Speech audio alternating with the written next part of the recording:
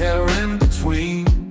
Physics, art, and math got us down this path. Historical tales come alive, where science and stories dive. Blended facts with heart, knowledge from the start. Need bridge blues we sing to the future memory. Health and science in the mix. Midbridge got the fix. Complex subjects made right clear. now Every episode in ways that we actually acquire knowledge leads the way. and ways that make me more efficient. In the world of digital streams, turning knowledge into dreams. Through the tales of old, new stories unfold. Thank you so much for joining with me. It is truly an honor and a privilege. MedBix Webcast is a new kind of healthcare media channel to break the silo mentality and foster interdisciplinary thinking. Our mission is to fill that gap and to create a curiosity through different lenses, tapping the passion that guided the historical figures in medicine and bringing present-day groundbreaking research to the front lines. We interview physicians and leaders in the industry about present-day healthcare challenges. Hey, welcome to the MedBix Webcast. This is Raman Annamalaju. I'm the host. Yesterday we had a wonderful discussion with, she's a therapist joined us. Then a gentleman from Atlanta joined. It was a fantastic discussion on the gun violence and the long effects of the large effects in the society and the community and the whole as a nation. And the families, of course, affected families. We had a really live discussion, a very lively discussion we had yesterday. It was, thank you so much, both of them.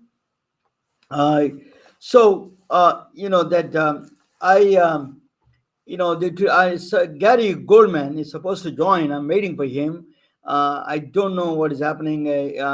Usually the guests, sometimes they had a problem joining sometimes, and maybe missed it. I don't know what he has a lot of navigations, he does, but we reminded him several times, but I should have taken his phone number up. I forgot about that.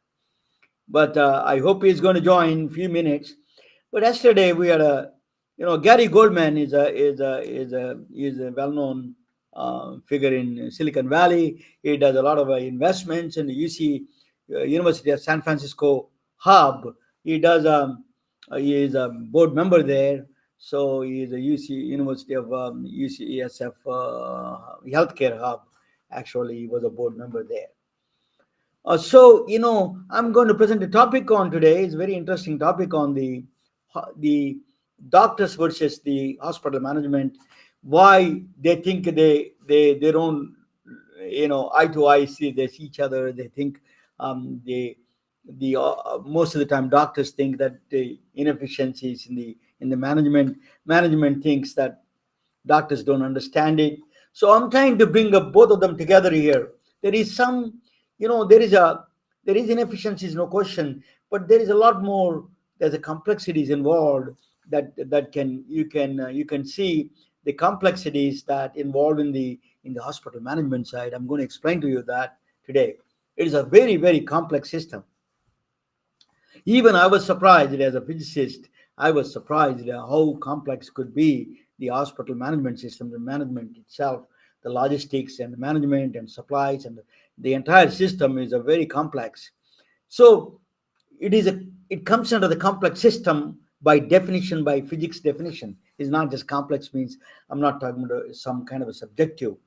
It is actually, you can measure it, the complexity. It is a very complicated, the complexity can be measured.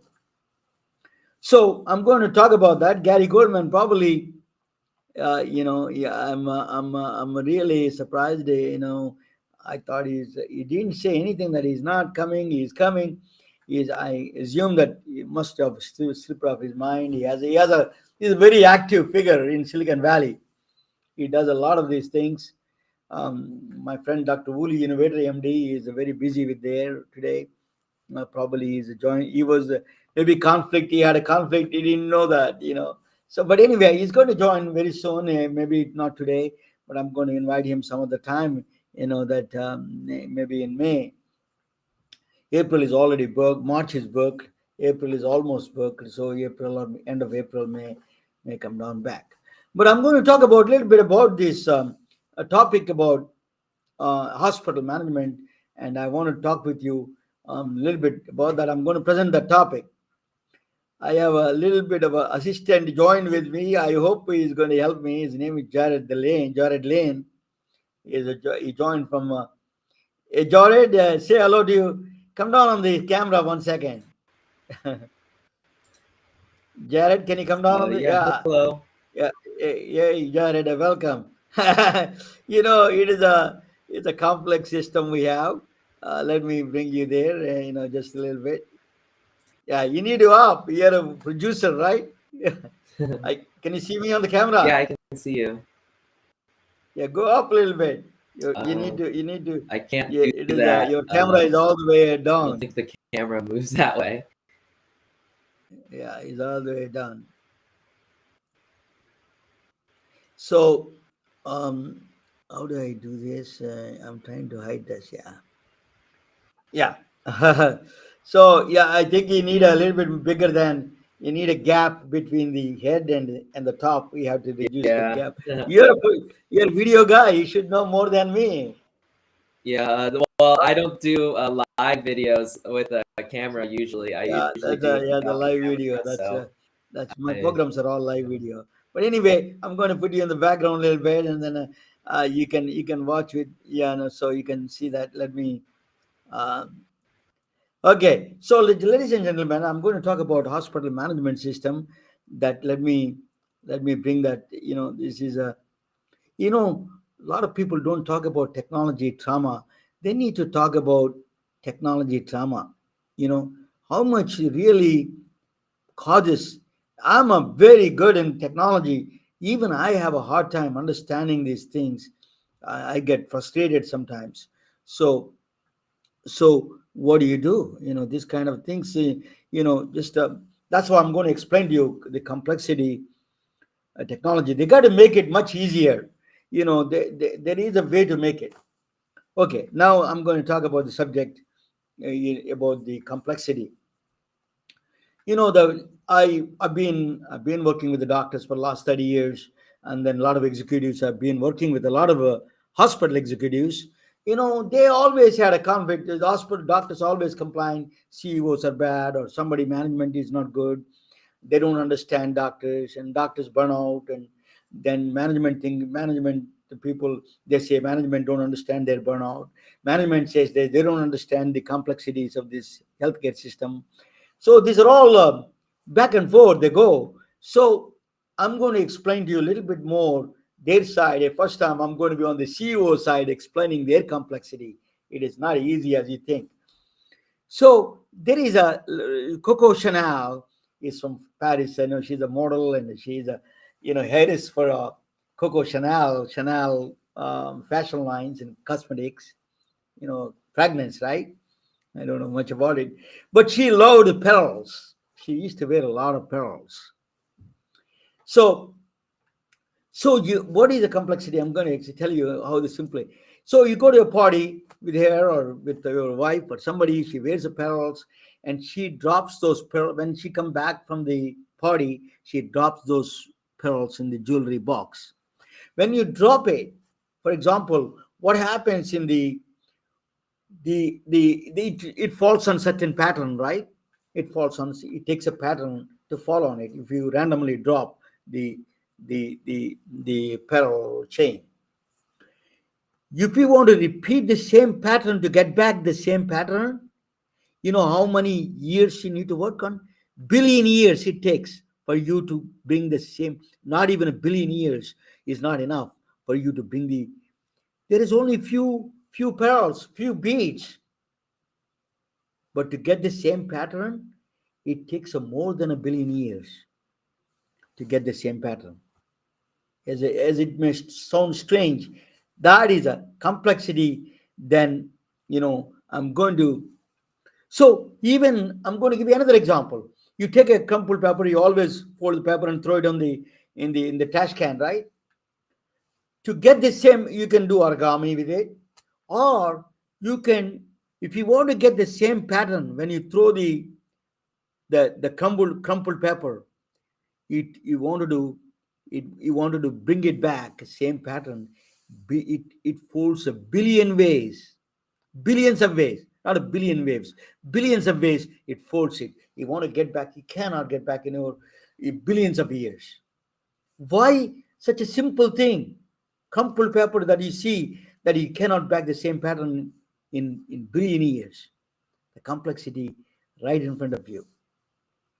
So so this is a complexity, is a very strange.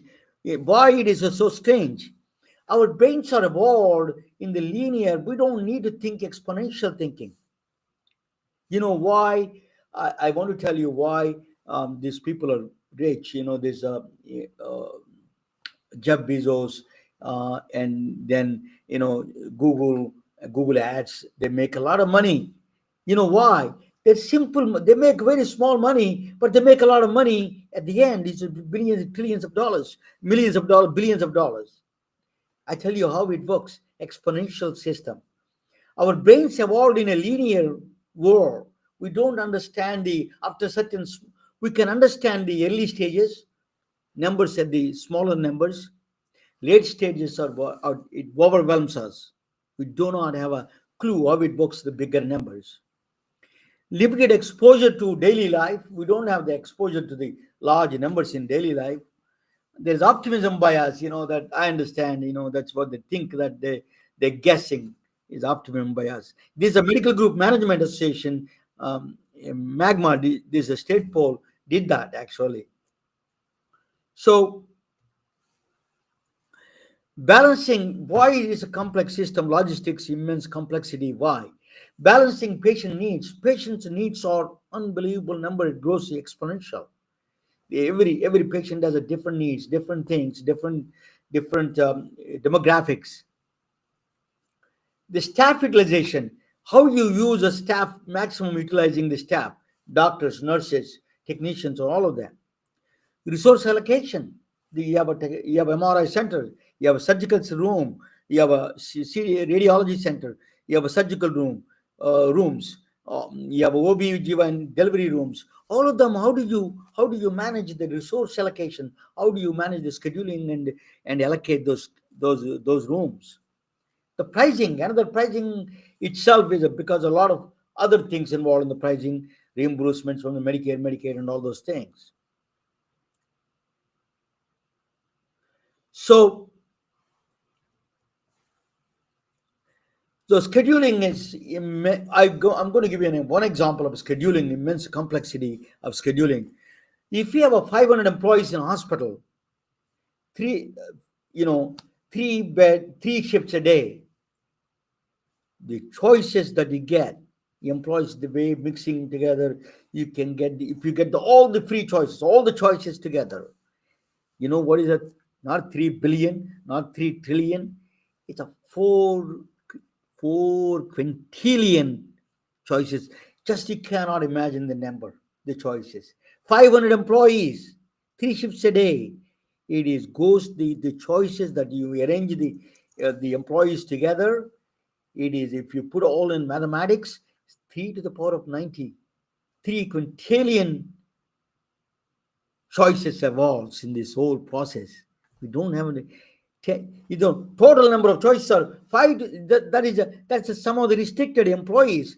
The total choices, including the resources and everything you put together, 5 times 10 to the power of 42 is a number of stars in the universe, observable universe, are smaller than these choices.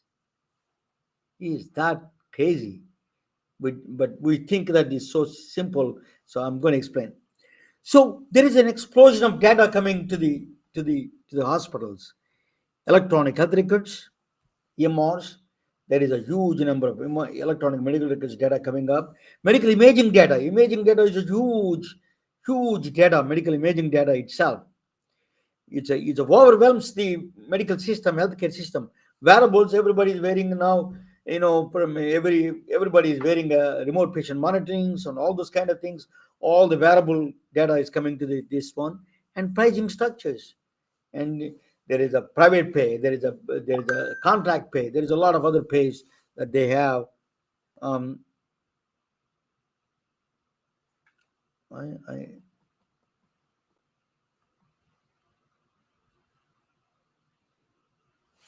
so so I thought, Doctor, yeah, I don't know why he's not there. I'm a little bit of surprised. Um, yeah, just but yeah, probably misread. He's getting old like me. So this the overwhelming the logistics of the data explosion of data is a huge. That is a bigger problem. So hospital management, the financial constraints, they have a lot of staffing shortages, increased regulations, a lot of Medicaid, state, county, JACO regulations. So all kinds of regulations, FDA regulations, all of them are just the immense regulatory aspects. Technological advancement, every day there is a updates. There's all those things. There's a big 80% of the healthcare leaders really stressful situation they're in. One of the thing is EMR and entropy. The entropy is a concept is disorder. It measures the disorderliness of a system. Okay, it measures the entropy is the disorderliness of a system. You can measure how disorderly this is going to be. You can have a mathematical formula for that. So a lot of times it says that you keep on changing the versions. Uh, is a bigger problem. It create a burden for the people to training and the cost. Everything is goes up exponential. That which is actually we don't understand it. It's called technical debt. They call craft. Technical debt is a real word. Software entropy is a real thing. You can do the Wikipedia on it. Software entropy, that is. You keep you should not keep on putting every week one version, advanced versions. That's why if you see that Microsoft or somebody Google releases a version, Windows version, they tell you can always switch back. One way to solve the problem is if you can switch back with a one click back to the system. So V3 version 3 to version 1 original version, you can switch in a second. That is a good measurement. So you need to include that cost.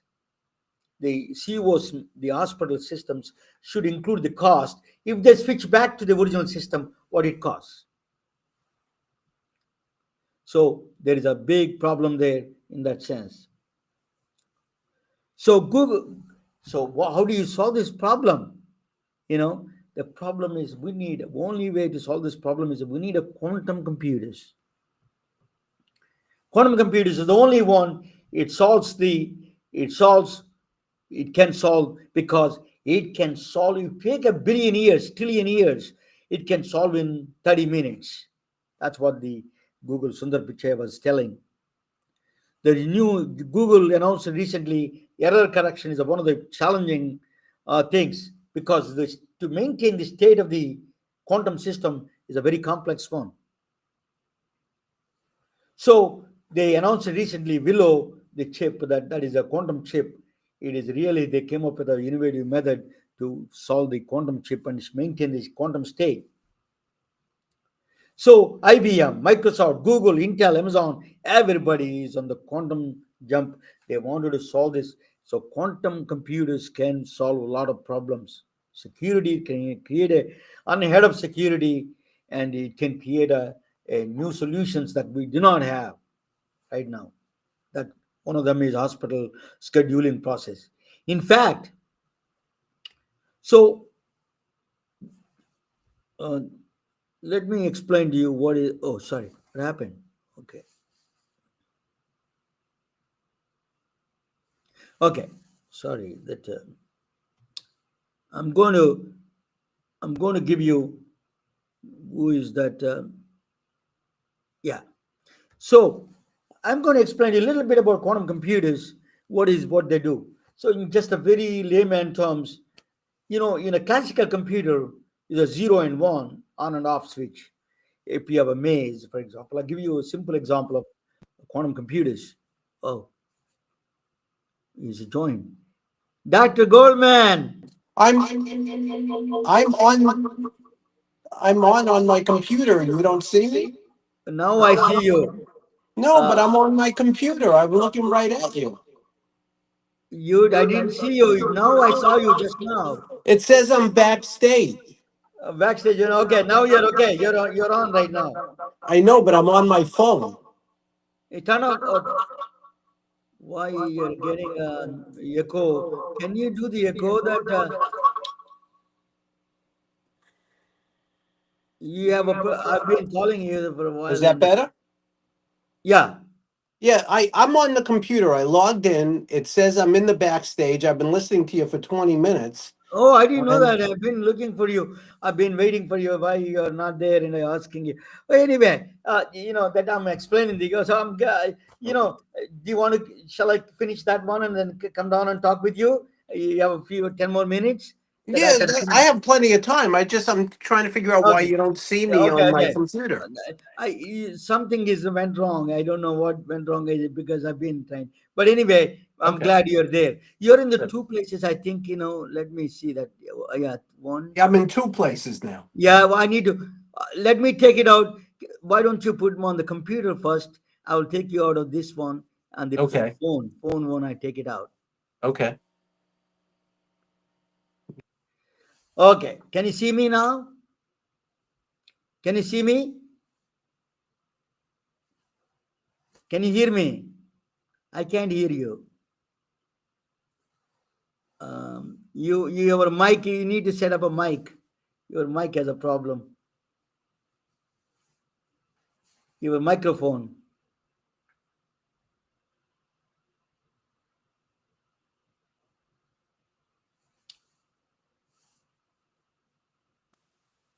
Can you hear me? Maybe phone is better. Maybe.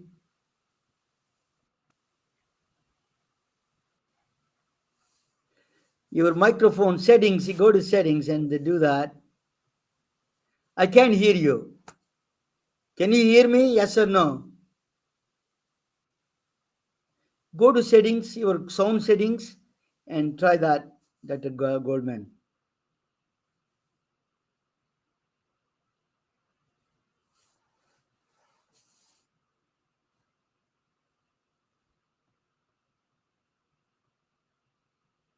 Sorry, gentlemen, ladies and gentlemen, we are having some technical, AI is all over the place, but we don't have a basic problem to be solved. AI need to solve these problems.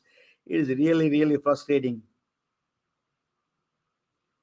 You need to go to the your sound system. You need to put your sound, your microphone on the computer, and your microphone is not picking up. Are you in the Mac computer? Mac? Can you hear me? Can you hear me? Let me see.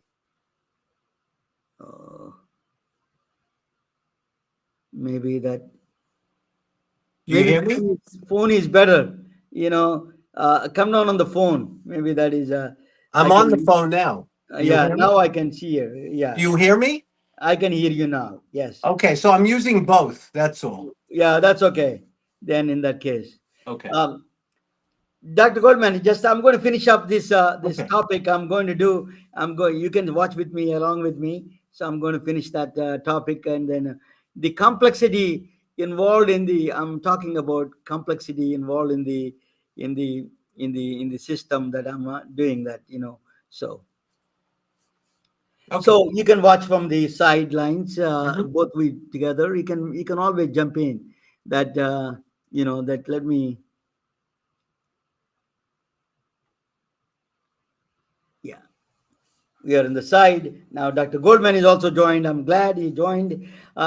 So I'm trying to explain the solutions for the problems of the healthcare systems problem what they face. Only the complexity is so big. The scheduling, I told you, the 3 quintillion times scheduling choices for the 500 employee hospital. the insurance on the top of it, the pricing and all of them, electronic medical record data, medical imaging data, then remote patient, the wearable data, and the pricing data, all of them are coming to the hospital. It's a overwhelms any computer system. There's no, it's a non-polynomial problem in the mathematics they call. You cannot solve it. You cannot solve with the regular computers. Computation cannot work. So you have to use of quantum computers is the only way to solve that problem. What is a quantum computer? I'm going to give you a very layman explanation of the quantum computers here. Quantum computers, what they say is so you have a maze, I have a cheese in the end, there's a mouse up there. The quantum computer, in the regular computer, the series of steps, what it does is the mouse, it keeps going and keeps trying.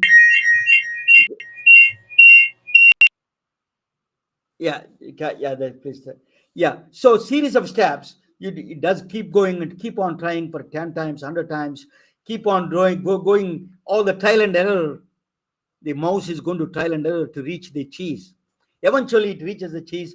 All trial and error. That is a classic computer. What happens in the quantum computer? That is a very strange.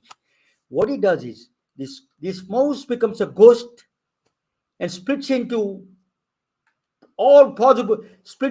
millions, whatever the possible ways.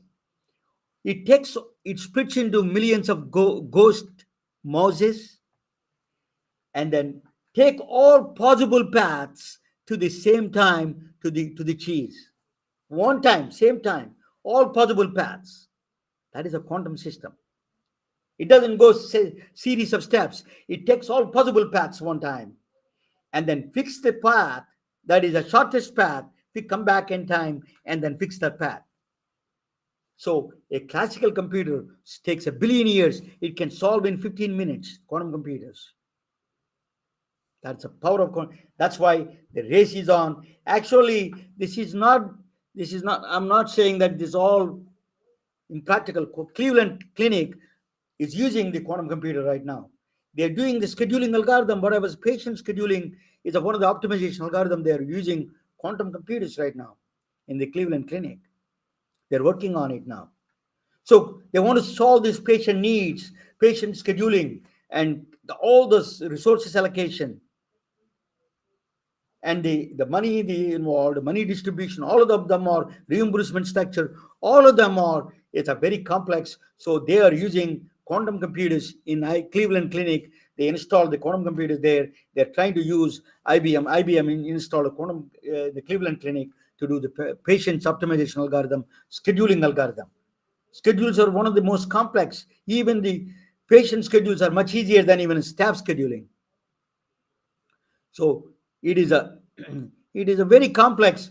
So then you're going to the next step: AI, artificial intelligence, and a quantum computer. What it does now, we have a numerical data. All the AI is doing is all numerical data.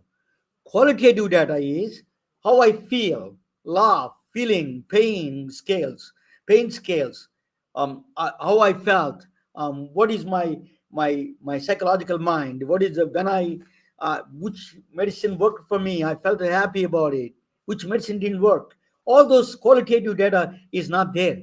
We cannot capture the qualitative data at this time. Only quantum computers.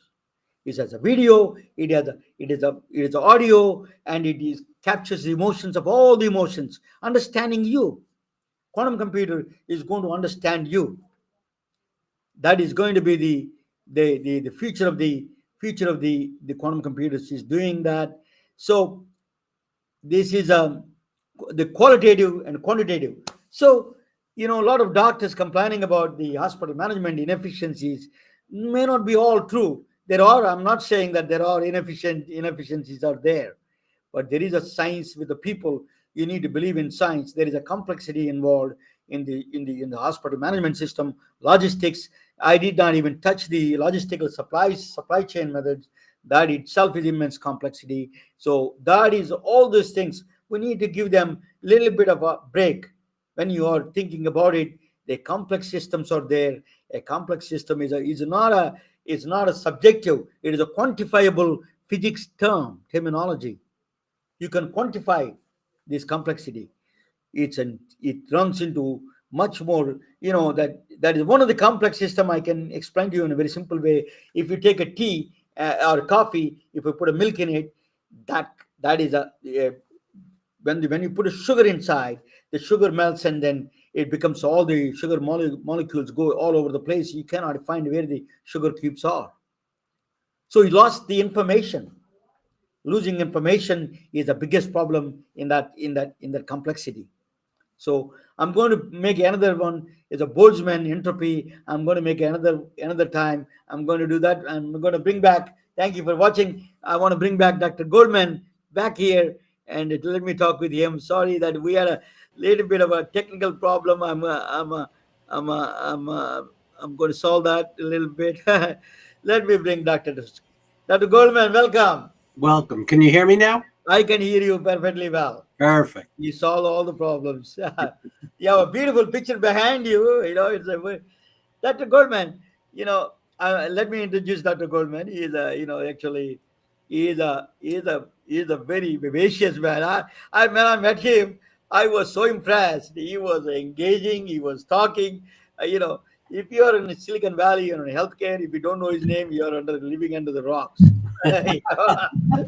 So Gary Goldman is everywhere. He's a Lord Krishna. He's everywhere, all the places, all the time, same time.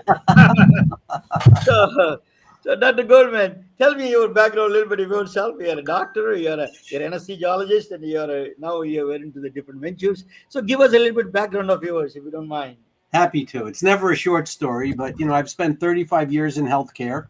As you can see, I've got a lot of letters after my name, so I spent a lot of money on school.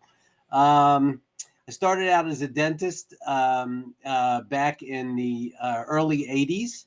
And previous to that, as an undergrad, I went to SUNY Stony Brook in New York, which had a very big computer sciences department. Yeah, very big. And so being there and being pre-dent, pre-med, it was still very hard not to do a lot of take some courses in technology. But again, we're talking about 1974. So, computers then was taking a big box of cards to a 100,000 square foot facility. But it really initiated my interest in technology from that point.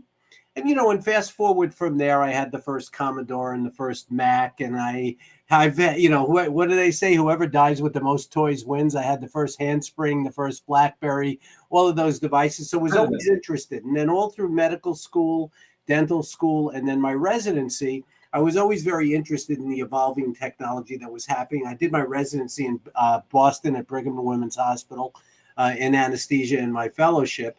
And then after I met my wife, who's a perinatologist, we came out to California because she had gone to med school out here at UCSF.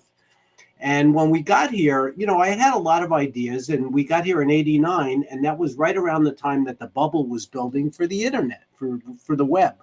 But back in those days, we were using a 56K modem dial-up, and we were still using a lot of DOS. So it took an effort to really work with the internet, the web. But I had ideas. I started practice. I was practicing as a full-time anesthesiologist. But I was fortunate enough that one of my partners, his cousin, was the president of Maxtor in Silicon Valley, the hard drive maker. And he was a Harvard, MBA. And I sat down with him one night and had dinner, and I started pitching him some of the. By the way, if we don't mind, when I bought a first hard drive, I celebrated. I gave a big party in New York City. That's how I wanted to mention it. No, I remember those days. Believe me. And so basically, I sat down with him and I started pitching him some of my ideas. And again, at the time I was practicing full time, but I had an idea, and it was originally based like very early on. We'll call it very early on digital medicine. Or digital health is the idea of continuing medical education. So in those days, if you remember, we used to listen to cassette tapes, or we would read an article, we'd answer some questions, and we would get our continuing medical education. It wasn't that easy to do. It was complex. Sometimes you traveled to courses all over the place. I said, why couldn't we put it all on this internet and have people access it there, and then in real time, just in time, get their credit and get their education? And I pitched this idea to many, many clinicians who all thought it was a great idea. And everyone wanted to get into the web at that time. So that's where my first experience with entrepreneurism started. And this gentleman helped me write a business plan, and I started pitching my idea to all my colleagues, and we raised $3 million from the colleagues to start this company and build one of the first learning management system platforms in education. So we built that, wound up fast forwarding 2.5 years later, sold that to one of the largest continuing medical education offline companies, Challenger in Memphis, and had my first exit. Fast forward from that, I've had 3 digital healthcare companies. My second company was during the nursing shortage, and we went to all over India, from Delhi down to Cochin and in Shanghai, and we started training nurses to pass the nursing licensing exam in the United States, brought them over on H-1B visas and put them in a registry model, and we moved 163 nurses into the U.S. And then the third evolution in my informaticist career was I worked for Sutter Health, and we have we had 27 hospitals at the time, and they were putting in electronic healthcare record Epic. And they came to me and asked me to participate in that project because of my previous experience. So I joined that. I was still doing it up until recently for about 12 years. But it gave me the opportunity to travel all around this globe behind us as a consultant for EHR. And everywhere I went, when we ran into our colleagues, everyone was disenfranchised. Everyone really didn't like electronic healthcare records, felt it made them much less efficient as opposed to more efficient. And also, a lot of them were saying, look, with this evolving digital health revolution, a lot of the technology that was coming out at the time, again, this is about 10 years ago, didn't represent our workflows, right? As an anesthesiologist, as a cardiologist, as a nurse, what was being developed in a lot of the technology was being developed by technology people who didn't have an understanding of our clinician workflow. So that's when I decided to start Global Health Impact Fund and Global Health Impact Network. That was between Company 2 and Company 3. And we started out, I would say to a lot of the clinicians that I was working with at the elbow, I said, well, you need to get involved. You need to educate yourself about the technology that's coming out. You need to be able to make yourself available in one way, shape, or form as an advisor, as a mentor, as a consultant for the companies that are developing these technologies, so they have a good understanding of the clinical aspect of it. I said, and most importantly, again, being the capitalist that I am, I said, why shouldn't the doctors be benefiting from all these great companies that are going public and getting acquired? So I said, we should be picking the companies that deserve to get the funding, because they're developing solutions that make sense for us with respect to improving what we do as providers and what we do for patients. So that's where it all started, and that was about 6.5 years ago. We started with the fund. I was very lucky because that third company that I started wound up exiting around the same time that we started the fund. So and it was all clinician investors, so many of them rolled their distributions into our fund. So from that point on, we invested in 11 companies in our venture fund, which is all clinician investors. But the due diligence that we did was very heavy on the clinical due diligence perspective. So we would look at companies with the idea of how does this improve our ability to deliver care? How does this improve our ability to take care of patients? So we picked 11 companies that we invested in. We've already had one exit. We've got 2 more coming, and it's over all different sub-verticals within medicine. And in the back end, we started building the network. The network was a place that was a community-based environment, secure. It has the functionality of LinkedIn, Slack, Dropbox, and Zoom. And it allows our members to collaborate, communicate, educate, and participate in the companies that we invest in and the other companies that we don't invest in, but we're quote unquote accelerating or escalating those companies. So fast forward now, we've got 400 communities. We've got several thousand clinicians in our network. Our network is doing a global expansion, and it's now going into Africa, all over India, Europe, and the Middle East, including North America. And we started a second fund, a much larger fund that's also now investing in new digital health technology.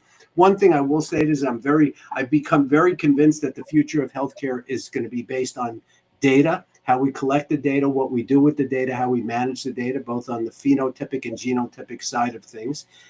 And our network really promotes these early stage companies from early idea generation all the way through commercialization now. Dr. Goldman, what kind of procedure you follow, a process or protocol you follow to pick up a particular company, that this is a good for investment? What are the requisites actually? Great. That's a great question. And again, our deal flow, now that our network has grown as much as it does, a lot of our deal flow comes from our members who get exposed to through different conferences and through different relationships that they have that will come to us in the very early stages. So when we look at companies, at least up until recently, it's been mostly early stage companies. They're pre-MVP, they're pre-revenue, and they're developing out their products. And the way we do our due diligence is actually a very interesting way. So because we have the network, and the network has such a large exposure, what we do is we create a community around the potential company. We invite in their leadership. We evaluate their leadership from a perspective of being able to not only build a solution, but also to be able to deploy it effectively clinically. And then we bring in our advisors, our targeted advisors from our network. So let's say this is a solution that cuts across pulmonology and cardiology. We'll go to those communities and bring out the subject matter experts that we have that can help us look at it from a clinical perspective. We do the traditional, financial due diligence and technology due diligence through other communities that we have within our network. And then we decide at that point if we're going to invest in the company or if we're going to take the company and plug them into our network to help what I refer to as escalate them. So we're not just money being thrown at a company where what I've been told is referred to as venture capital as opposed to vulture capital, which is just throwing money into a company and trying to tell them how to run the company when you know nothing about the subject matter area. You provide seed funding, right? That's a seed funding you do. Well, Fund 1 was all, our check sizes were about 250 to 1.5 million. So you can call that pre-seed, seed, and maybe even a little bit of a pre-series A kind of an investment. But yes, very early stage. But then we step in and we work with the companies to help them reach their milestones from a clinical and from a business development standpoint. And then now that we have a second fund, we're able to step in and do more later stage investments so we can follow the company all the way from early idea generation all the way through commercialization and exit. Dr. Goldman, a lot of times doctors, I deal with a lot of doctors, that one of the things is that they are very emotionally attached to whatever they do. And the exit strategy is always challenging to them. When you say exit, they always, they become so emotionally attached to what are the procedures you tell them that you need the Silicon Valley model, you need to exit out, this is the time to exit out. That itself is challenging. Tell us a little bit about that. Well, it's interesting, again, because we get involved with the founders, okay? And of course, our wonderful friend, Uli Chetapalli and Innovator MD. And Uli and I have worked together for years now. Hey, gentlemen. That there's different components of it. But you're right. As clinicians, look, most of us are not educated. We don't have MBAs. We don't know really. We're not that experienced at running a business. And that becomes a very important concept to evaluate and understand who the leadership is of the company when you first start, because you're right. There are a lot of founders that if you get involved with them, they're not flexible enough and they're too involved in their idea to do the right things to get the company to where it needs to be successful, not only from an exit strategy, from a scaling perspective and reaching your milestones. And sometimes there are things that you have to do. And again, I've been there 3 times. Sometimes you have to know when to step back and let the big boys take over from a business development perspective. Got it? Okay. Yeah, no, sorry. So we spend a lot of time from a very early stage understanding who the leadership is and educating them about those exact things. But one of the reasons that I think we're more successful than most is They trust us more because we're their colleagues. We're all clinicians. Okay. We're not just a venture capitalist who's either a finance person or a previous, technology, officer. We understand what they're trying to accomplish, but we're also there to reorient them a bit to reach what we're trying to accomplish. And the impact name doesn't hurt, right? That's right there. Because we aren't only interested in money, we're interested, and the wonderful thing about digital health is that it's deployable to the most remote places of the world most of the time, to help nations that have, and places that are very remote that would normally not have access to this kind of care. And that's a very important part of what we try to emulate as a network and a fund, but also what we look for in the founders early on. I don't know whether you deal with the non-physicians or not, but I came across a lot of IT people who are starting healthcare companies. What they do, they have a cousin or they have some uncle or some brother is a doctor. That his knowledge is limited and a focus. So whatever the advice they get from the brother or cousin or brother-in-law is always limited, and it becomes a problem for other people. Really, that project will not as not a global thinking is not there. So how do you deal with those kind of people? That is a challenge. Well, that's an interesting question because it's something that you learn over time. It doesn't come overnight. So one of the things, again, as a serial entrepreneur myself, what you learn as companies evolve, right, as they grow, as they scale. If you're dealing with a company that's developed in the United States versus developed in, a more remote place, in the U.S., once you get over the hurdles that we have, like the FDA and those things that you have to do to actually get to commercialization and market, it's much easier to deploy and scale your company. But a lot of those companies, if you're truly looking for an exit at a very good valuation that's also promoting the social change that you want, you have to be able to commercialize the product internationally. And that's a very hard thing to do. And for most companies, they tend, if they fail, that's where they do fail, because they don't have the right relationships. They don't have the cultural understanding of going into different places and going to the right organizations to get that commercialization in place. I've seen companies waste millions of dollars and not succeed.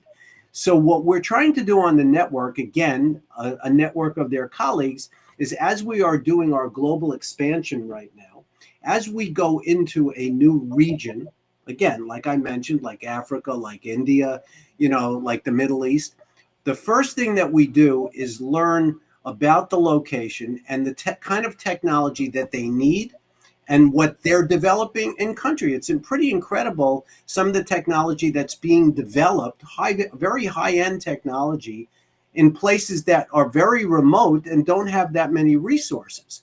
So if you get to work with those companies and then learn who are the appropriate business development partners, technology partners, the hospital systems that would deploy these solutions, if you can develop a relationship with them through the relationships that you're forging in those countries, then the companies that you invest in, then you can make those appropriate introductions and smooth the path for international commercialization. But it's a very complex environment.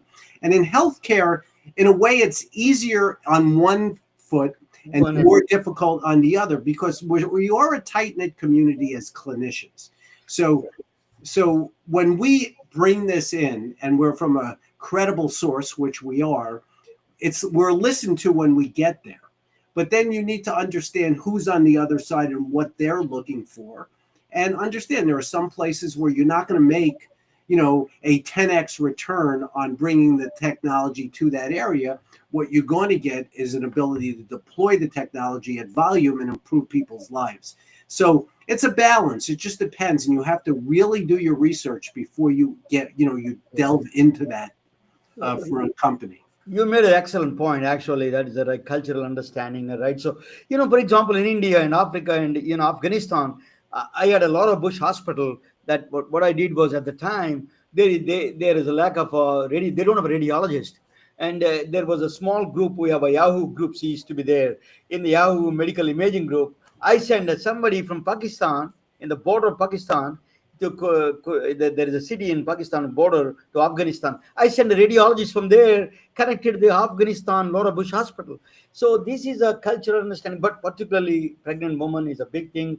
Is a pregnancy network is a huge problem. That's a big, we don't understand that kind of problems in this country, but is really these are the problems are like a pregnancy and then infectious diseases, very culturally different and geographically very different situations. They need to understand. You're absolutely right. And Yeah, go ahead. What's fascinating about that concept also is that, again, when you look at technology and you look at promoting different companies, there's a lot coming out now. Look, at the end of the day, I usually won't admit this publicly, but the pandemic is the best thing that ever happened for digital health. Absolutely.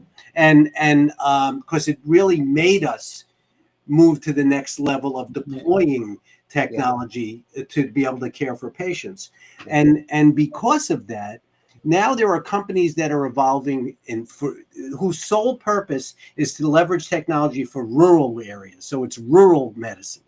Then there are places that are forming the ability to provide care in a kit that has all of those remote devices on a cell phone that you could provide to a very, very remote, poor area for pregnant women, monitoring babies, doing things that we could never do at the point of care, which we can now. So really the world is our oyster as long as we make it available in a way that enables us to get it to those places. Works in those kind of places. But, let us talk about a little bit of skepticism. I'm going to talk about a little bit. The doctors are, EMR produced efficiency, but not productivity. There's a lot of criticism of EMR. It is not a feedback loop. You do this my way. It was a challenging for a lot of doctors. And I used to work in Atlanta. I used to go and install for the doctors all the medical devices. And I used to go to the doctor. One doctor used to tell me, his name is Dr. Shah. Hello, Dr. Shah. You used to be scared of going to the exam room. That he said that I scared of this, the number of buttons you got to touch. You got to do, I don't know which, I'm putting the wrong, pressing a wrong button. I am more worried about not the patient. I'm worried about that computer, what I'm touching. And this became a bigger problem for a lot of older doctors. And even this becomes a problem in general. The EMR did not produce the expected, the flowers that is expected, a lot of them. Yeah, well, look, I could go on a whole soliloquy about that subject, especially after working as a physician lead informaticist for a 27 hospital system for a lot of years. We were implementing Epic at the very early days, okay, where we were going to very well-established hospitals like here in San Francisco, CPMC, and, all these great places. And there were plenty of, I won't use the word elderly anymore with this gray hair, but older clinicians that I would sit down and we'd be training them and they would say, well, I'm not using this. I can't use it. I won't use it. And I can think back, and it's a little bit tongue-in-cheek funny because I would sit there and, look, I had a job. I was there to train them. And the reality is that as of, let's say, February 31st, we're going live with Epic. And if you're not using Epic, you're retiring, and I found myself actually, so this is a cute little story if we have a minute. When I first started, and it was with my first company, so they were putting on a conference at Stanford at the time for physician executives that were in technology, okay? And there was a handful, but it was a meeting that happened there. And this is in the days of Hillary Clinton and Newt Gingrich. Okay, that's how long ago it was.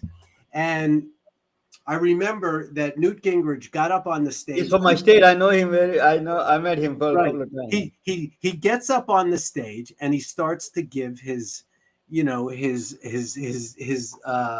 lead speech. And he's sitting there in front of all of these physicians who are executives.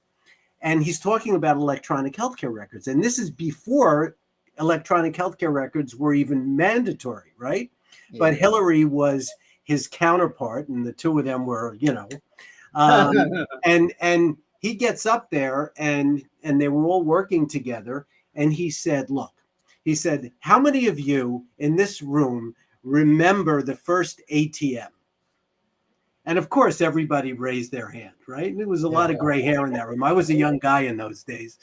And he said, so remember when the first ATM machine came out, how amazing it was that anytime, day or night, you could go to a bank, put a piece of plastic in a machine and get money out. You had access to your money 24 hours.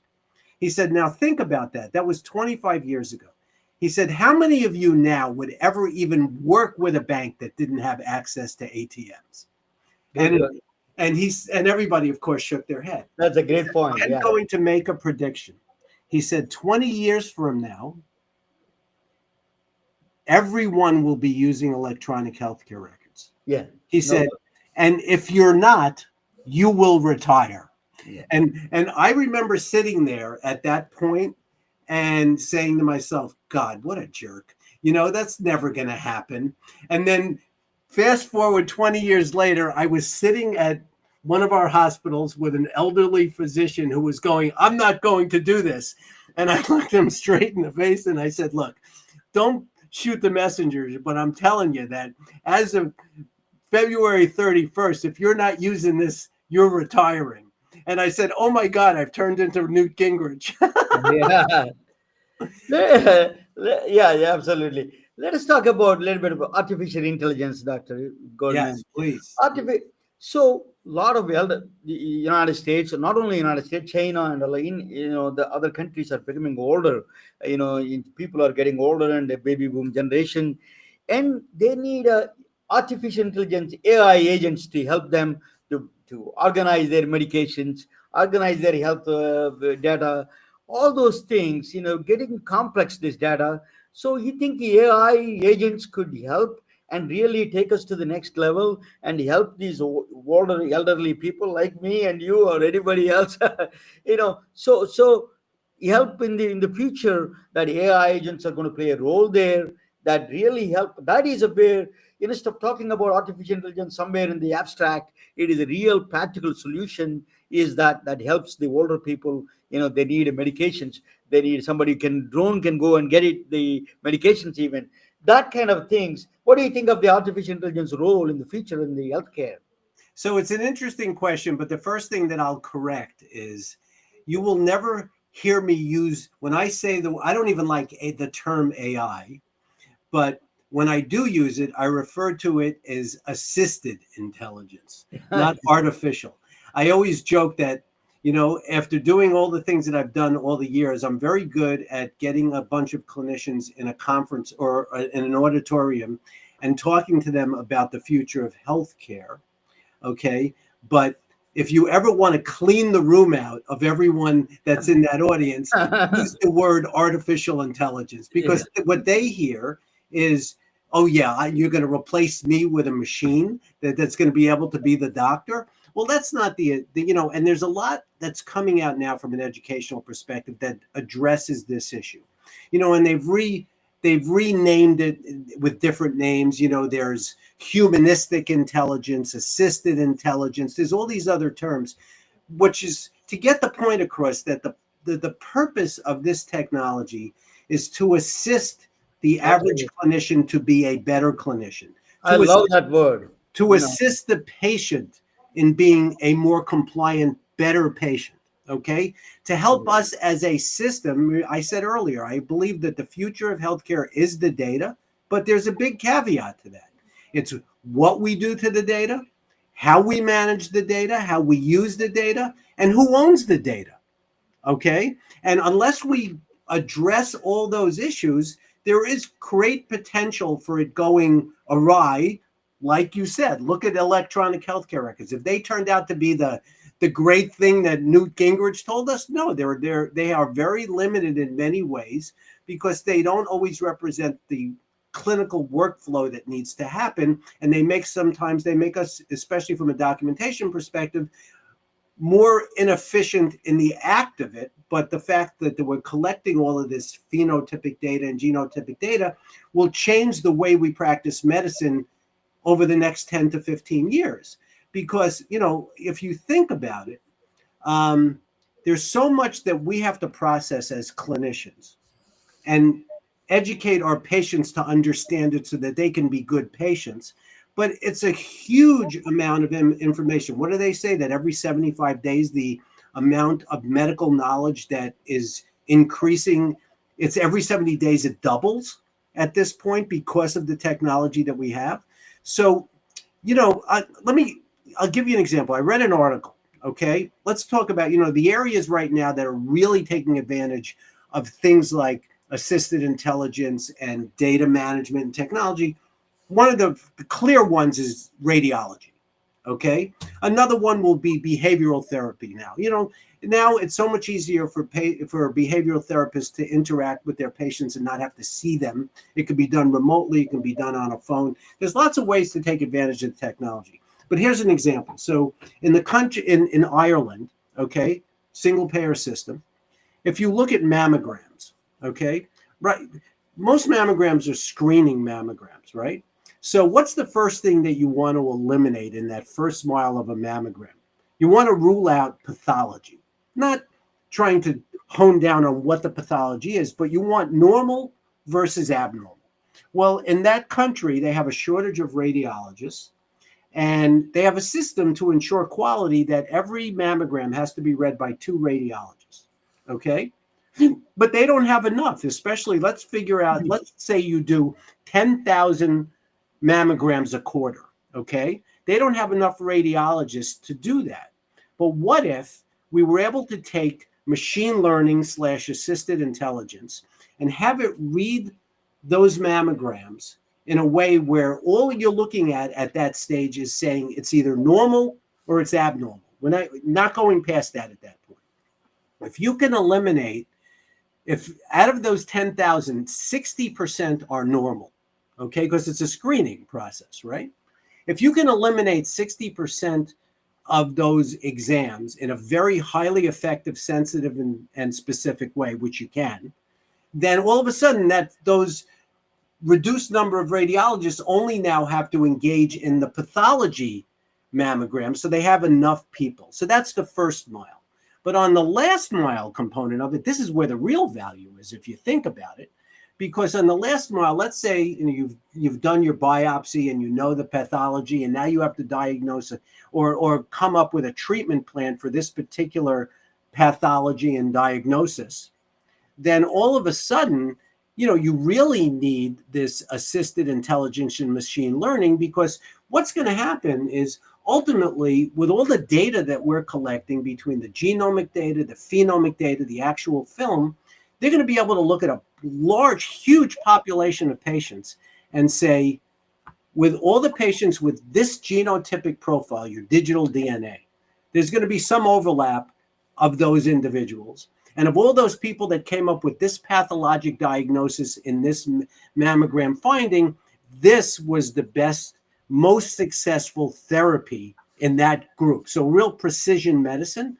And our ability to be able to more effectively take care of patients in a faster, higher, more improved outcome way is going to happen based on us leveraging this kind of technology. But it has to be done right. Yeah. Prime Minister Modi, he recently mentioned that, that he said that, he was talking in a Paris conference, in a AI conference. He was saying that I just put my problems in health problems, and it gave me the answers. The chat GPT or whatever that is he was using gave him the answers in a very simple terms in his language, the Gujarati language that he is not a very good in English, but in a simple language, no technical jargon. He explained to him very well, and he was impressed as an older gentleman. So, do you expect in the first phase, assisted intelligence is for the doctors, or going to be the patients in general, patient compliance, patient, all those things, or simultaneously happen in all these? I think it's going to be a balance. It has to be both. Yeah. And it's interesting because we're always again per the idea of assisted versus artificial, right? Yeah. On the clinician side, I mean, all of us, you have friends and they have to go for this or that. They'll always say, "Who should I go to?" Is this a good doctor or a bad doctor or whatever? And my response has always been over the years, look, understand doctors are no different than anyone else. There are good plumbers and there are bad plumbers, okay? And there's always going to be some that are better than others. But with assisted technology, I believe that if you look at like anything else, you draw a bell curve over it, there's going to be on the left side those clinicians who, maybe they picked the wrong specialty or whatever, but they're not that great at what they do, okay? But the majority, the super majority, are in the bell curve, and they're good. But what assisted technology will enable all of us to do is to make the left side of the curve better by leveraging the technology. You made an excellent point. I tell you about that a little bit, if you don't mind. I'm from a small village in India. My father is a small-time doctor, small village doctor. He's at RMP. He's a small doctor. One thing, he would have done wonders if he had the AI assistance to him. He can, read in his language, or at the time he speaks English. But a lot of rural doctors they don't have the knowledge of all the medical knowledge.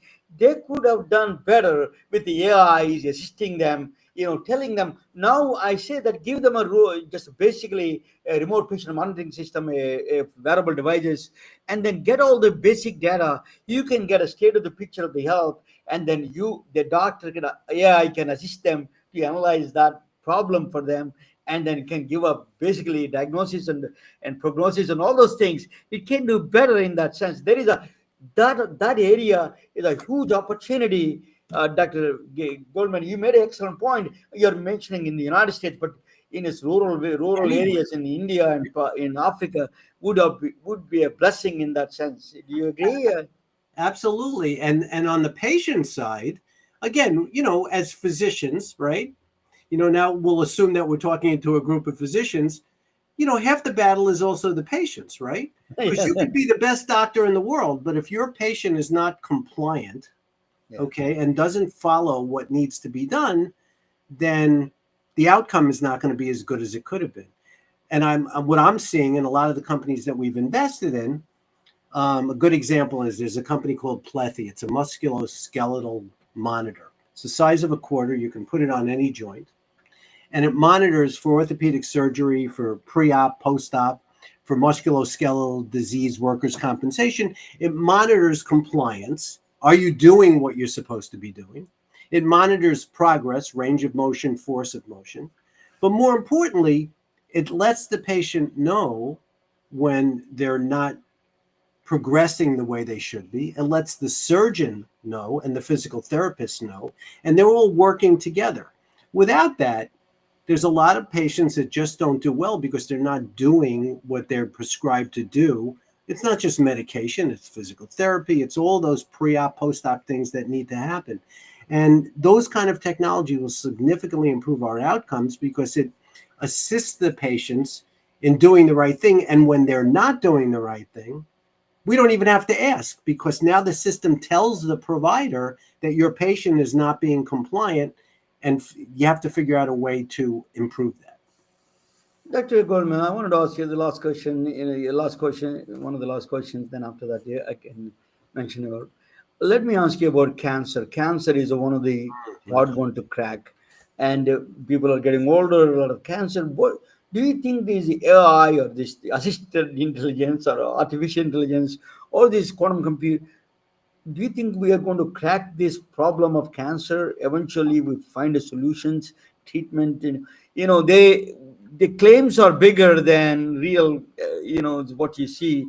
That one of my good friend, a lawyer friend of mine, is Roger Royce. He mentioned everywhere on the internet, so I don't have to. But he's a great friend. But I see that this kind of people are going through these kind of things. It really, I feel that we are lagging behind somewhere. I think technology is going to do something different here, and we're going to find eventually the Holy Grail. Well, I think, again, it's all going to come down to data and what we do with the data. Data is going to enable us to crack those codes, okay? But we have to be able to be handling the data properly and analyzing it properly, and then deploying it properly, right? So it's everything is, it's not just one part of it, it's the entire care continuum, right? So there's the preventative part. So if we want to talk about the preventative side of it, okay, well, genomics is going to be incredibly valuable over time, because we're going to have global populations of data that are going to be able to show predispositions based on genomic profiles for certain diseases, and then using the assisted technology, help those patients to live a life that moves them in the right direction, very precision based. But that's just the preventative part. But then once you get the disease state, but now, and I talked about it, alluded to it a little bit earlier, is that, you know, making the diagnosis, like we talked about the mammograms, there's the diagnostic part of it. So how can we leverage technology to be able to do more screening on more people and process that information in a way to help patients from a screening perspective? But then once the diagnosis is made, to me, this is where we're going to make strides. And it's like what I talked about before. You're going to get a diagnosis of a particular malignancy, and it's going to be able to go into a database, a global database of patients that have a similar genotypic profile, that have been treated retrospectively in the past. We've been collecting data for 20 years now, and prospectively in the future, to be able to say, okay, with this genomic profile, at this stage, with this onset, this is the right treatment. So we're not going to do sick care, shooting at a dartboard. We'll try this, it doesn't work. We'll try that, doesn't work. We'll try something else. So I think our ability to hone in on the right treatment will definitely be important. And then, you know, again, moving into the future, you know, what we're going to be able to do from a genomic perspective in terms of manipulation of genome, manipulation of cancers from a genomic perspective. I think the world is our oyster with respect to that. You know, what's, you know who Ray Kurzweil is? Hey, Yeah, the futurist. So, yeah, I've read all his books, but my favorite book of his was How to Live Long Enough to Live Forever. Because when I was reading the book, I was unfortunately reminded that I'm too old to take advantage of a lot that's what's going to come down the pipe over the next 20 years. But our kids and this generation, when they get to our age, our ability to care, to prevent, to treat is going to be off the chart. You know, and then longevity is going to be significantly longer. And I'm not sure if that's a good thing or a bad thing, the way the world is going. But yeah, I believe that it's going to radically change how we take care of ourselves and how we take care of patients. You know, complex problem I was mentioning, you need a wisdom. Wisdom only comes with the age. You know, there is no way young people can solve the 19-year-old kid, understand the healthcare problems. You know, I wanted to ask you, the data, another question is the data itself. You are mentioning about the data. Who owns the data?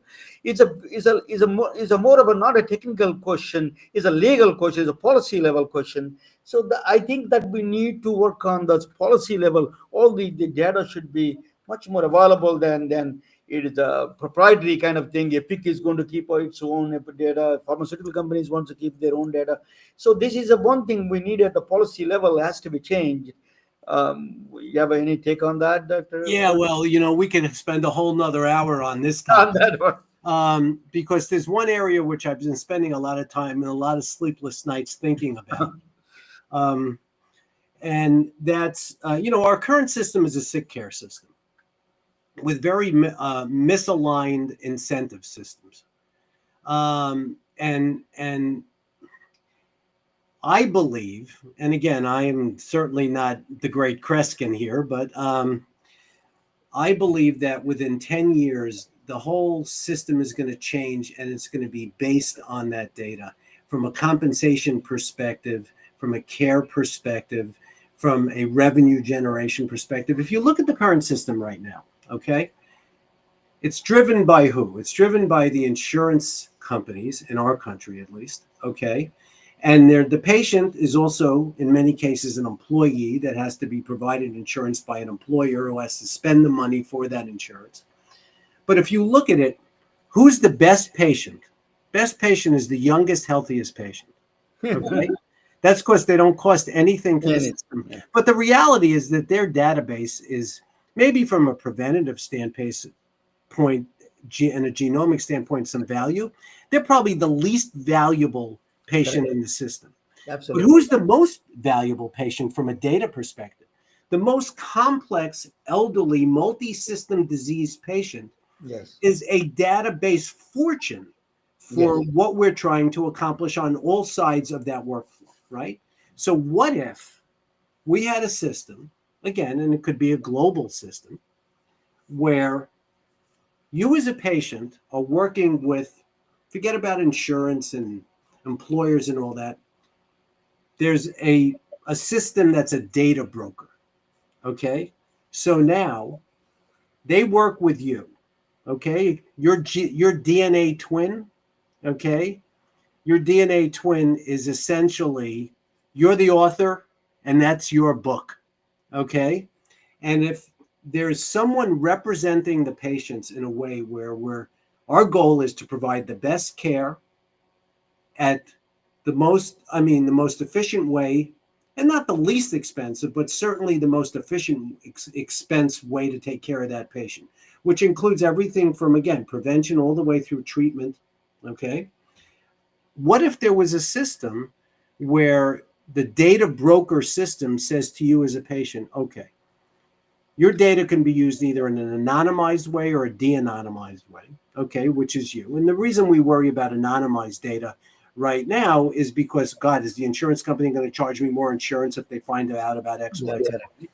Or am I going to be, treated differently because I have a diagnosis?